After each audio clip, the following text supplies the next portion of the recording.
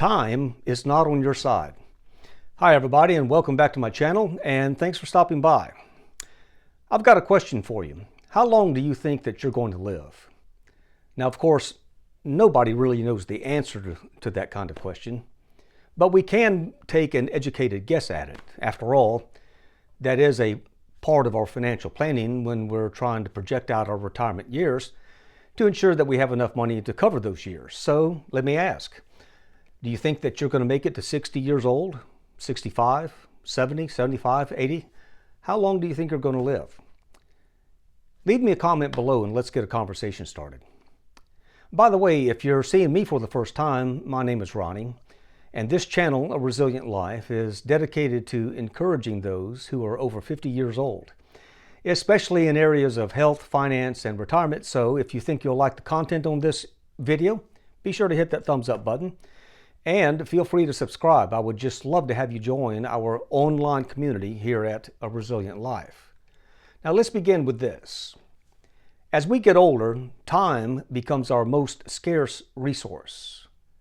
You're racing against the clock before your body gives out and betrays you.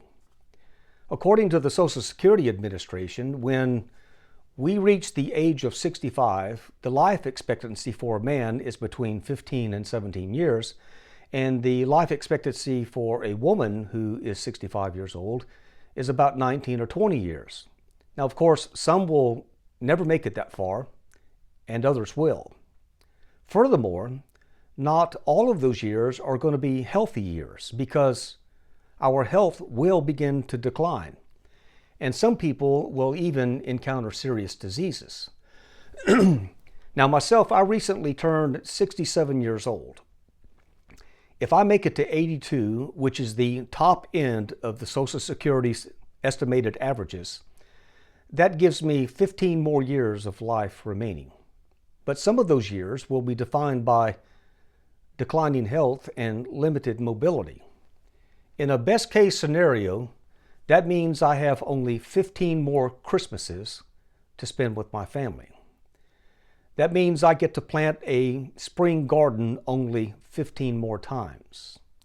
And that's only 15 more summers that I get to spend out on the water. I could keep going, but you get the idea. Time's running out. And here's the point. No matter who you are or what kind of life you have, you're racing against the clock.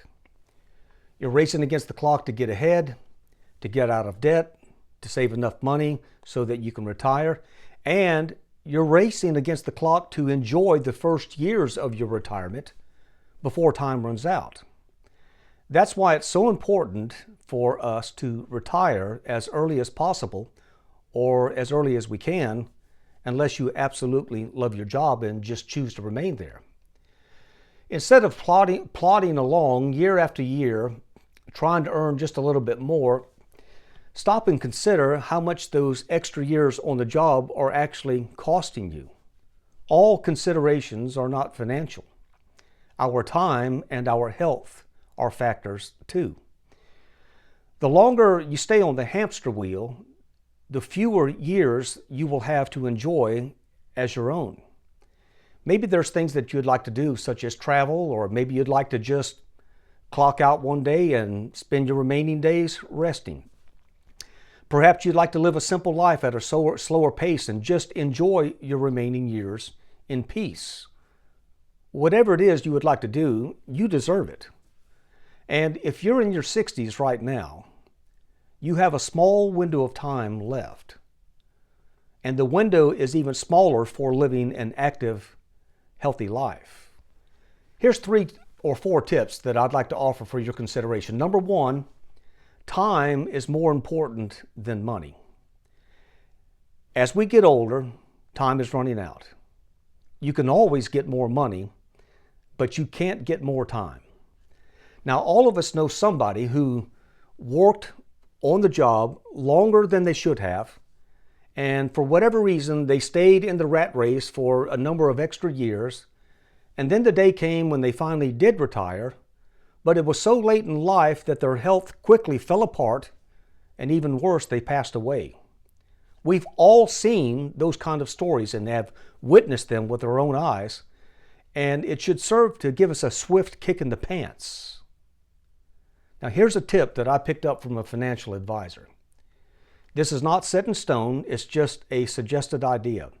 He said, when you get 80% of the amount of money that you think that you're going to need for retirement, then you can retire on that amount. When you get 80% of what you think, then you can probably retire. Let me rephrase it and turn it around. How much money do you think that you have to have in order to retire? What is your 100% amount? Got it? Well, when you reach 80% of that amount, most likely you'll have enough to retire. And here's the point. It's not always worth hanging on for those extra years just to get that extra 20%, because time really is running out and we're racing against the clock. Time is not on our side. What is important is that we retire when we're still energetic and healthy enough to enjoy ourselves, even if it means retiring with a little less money. Number 2, your health is your greatest wealth. Now, yes, we need money. We need money to live on. We need money to pay the light bill, and we have to have money to have a place to live. We need money to retire, and you simply cannot retire if you don't have the financial means to do so. Now, having said that, it still remains our health is the greatest wealth that we have, and here's why. What good is $1 million in the bank if you don't have your health? We'd much rather have our health, right?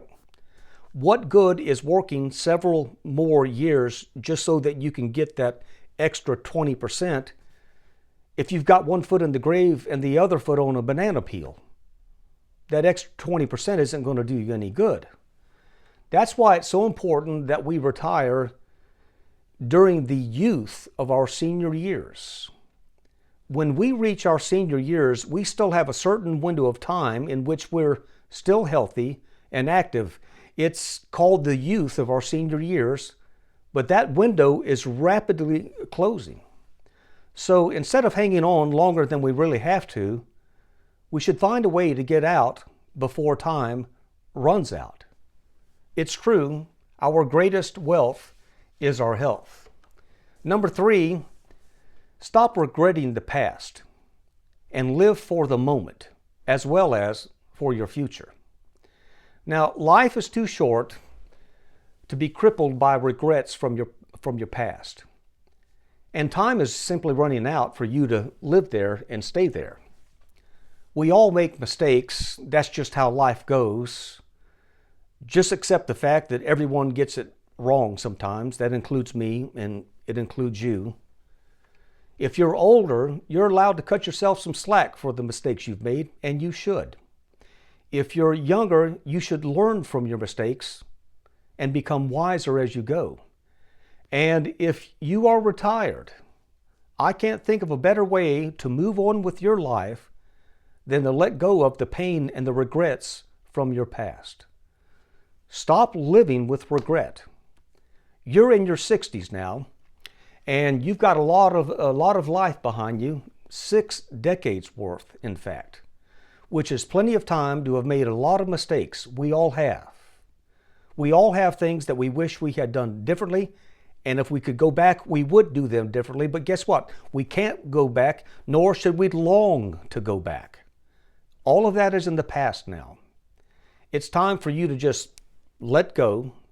It's time to live in the present, and it's time to look into your future.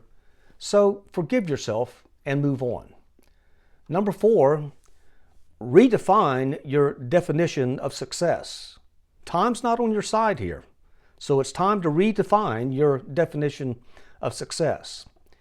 If you're still chasing material things or conspicuous emblems of wealth, I'd urge you to reconsider.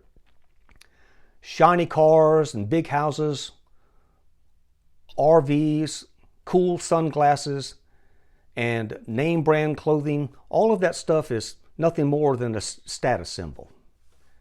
And they're expensive. These things are actually golden handcuffs. Despite the appearance of having success, they actually keep you shackled to the bank or to your job. How many hours, days, weeks, months, or years do you have to give up in the form of labor and time to have these things? And is your time and your labor really worth the label? The trappings of success mean very little to me at this stage in my life, but I do aspire to have success in other ways. My idea of success is to be financially independent, and I am, and to be the master of my own uncomplicated life, and I am. Having free time and a lack of responsibility is very appealing to me. When you get to the end of your life, you won't remember the time that you spent in the office or the time that you spent out there on the factory floor. You won't say on your deathbed, "Honey, bring me that gold watch that the company gave me after 50 years of faithful service and perfect attendance." Not a person on their deathbed ever says that. What you will remember is the time that you spent with your family, the Christmases, the vacations, the family gatherings, Little League Baseball, recitals, things like that. These are the kind of things that give life depth and give our lives meaning. There's an old Latin phrase that sounds like this. It goes, carpe diem, which means seize the day. Well, that's all for now. Leave me a comment below because I'm interested in knowing what your thoughts are. I like to read all of the comments that are posted on my YouTube channel, and I even respond to many of them. If you like this video, be sure to hit that thumbs up button and feel free to subscribe because, again, I would love to have you join our online community here at A Resilient Life. Well, that's all for now. Take care, and we will see you next time.